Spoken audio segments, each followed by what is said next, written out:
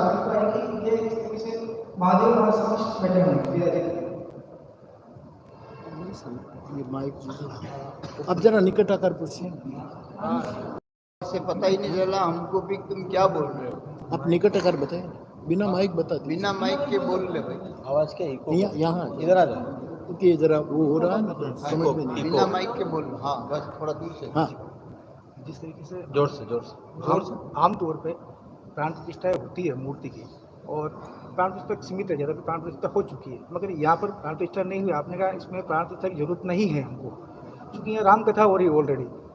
फिर भी आपने जिस तरीके से नाम दिया है कि विश्वास स्वरूपम, इसके अलावा एक एक अंक का आपने वर्णन किया है, तो आज लोगों में इस तरीके से विश्वास जाग चुका है कि हम आ गए हैं तो ये त्रिशूल है, ये जटाएं है, ये वृहदहस्त है एक तरफ, और यहाँ से कहें कि इसको रोजगार भी मिलेगा, क्योंकि यहाँ पे आने वाले समय के अंदर भारी तादाद के अंदर श्रद्धालु यहाँ पहुँचेंगे। तो अब एक आशीर्वाद भी मिल रहा है, तो क्या हम जो विश्वास स्वरूप इसको आशीर्वाद माने क्या इस चीज़ का? हाँ बिल्कुल, विश्वास स्वरूप का जो आपने नामकरण दिया है हाँ। प्रत्येक अंक का, तो क्या हम इसको अपन देखें?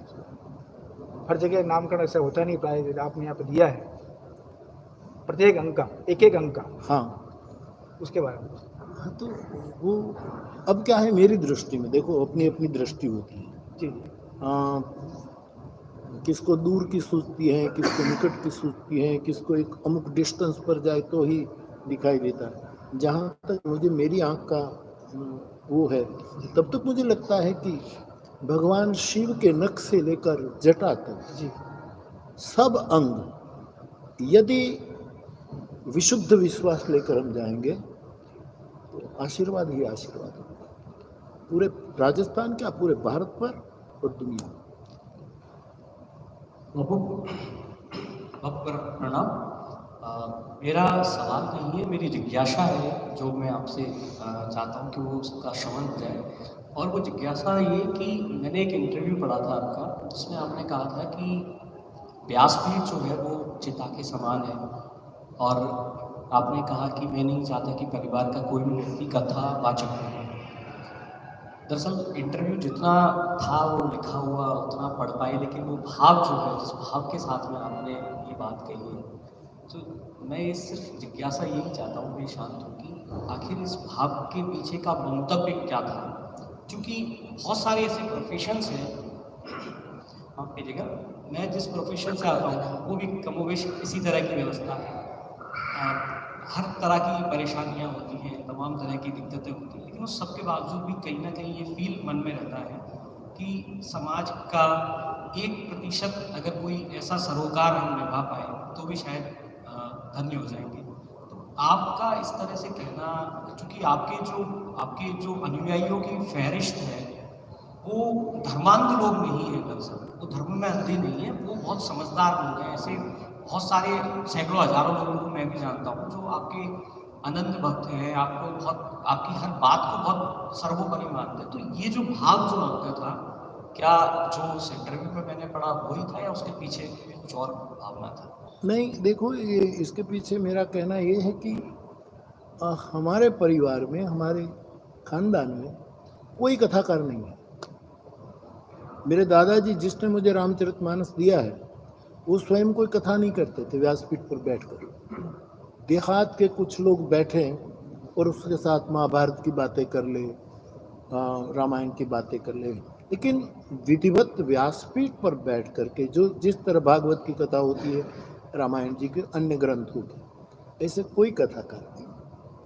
और दादा से मुझे आदेश मिला, मेरे सदगुरु भगवान से, तो मैं, लेकिन 60 साल से मैं व्यासपीठ पर हूँ और मेरी प्रसन्नता, मेरा आनंद दिन दुना रात 100 गुना है। इसके सामने सहना भी बहुत पड़ता है, सुनना भी बहुत पड़ता है। तो कई लोग कहते हैं व्यासपीठ पर लोग बैठते हैं तो ये तो मौज करते हैं, आकाश में उड़ते हैं, फला करते हैं, फला करते। उसको पता नहीं कि व्यासपीठ का जो आकार है वो चिता का है, आग में बैठना है। निंदा आग है, ईर्ष्या आग है, अकारण गैर समझ उठाना, फैलाना, ये आग, इसमें जलना। तो मैं चाहता हूँ कि ये, इसमें कोई वारिस नहीं होता, इसमें वंश परंपरा नहीं होती। तो मैं ठीक हूँ, बाकी हमारे परिवार से कोई क्योंकि व्यासपीठ पर बैठकर व्यासपीठ को न्याय देना और आदि से अंत तक उसको निभाना ये बहुत बड़ी तपस्या है। क्योंकि या तो हमको अभिमान आ जाए कि जय जयकार हो रहा है, हजारों लोग सुन रहे हैं, हजारों लोग पीछे दौड़ रहे, अहंकार का खतरा है। और अहंकार ये अच्छा लगने लगे तो निंदा फिर डिप्रेस कर देगी, तो ये बहुत सहना है, एक तपस्या है। तो इसलिए मैं चाहता हूं कि हमारे परिवार से कोई कथा में ना। नक्षत्र बहुत होते, चांद ही के ऊपर आए। तो प्रणाम। तो वर्तमान में लोकतंत्र का चौथा स्तंभ अपने कर्तव्य का पूर्ण तरीके से पालन नहीं कर पा रहा है। क्यों ना आपका एक संदेश लोकतंत्र के चौथे स्तंभ को मिले और सही तरीके से मार्ग से अग्रसर हो, ये हम चाहते हैं। मैंने इसका भी बहुत पुराना मेरा जवाब है। पत्रकार की एक महिमा, बिल्कुल मैं कोई आपकी सराहना करना, और मैं यहाँ का पत्रकारित्व जो देख रहा हूँ, नित्य सुबह में मैं अखबार देख लेता हूँ। मैं व्यासपीठ पर से संदेश दे रहा हूँ, सर्वभूत हिताय सर्वभूत सुखाय सर्वभूत। आप अखबार के नाते आखिरी व्यक्ति तक उसके घर में पहुँचा रहे हैं, तो इस प्रेम यज्ञ में आपकी भी आहुति है। लेकिन मैंने कल ही शायद में कहा कि शब्द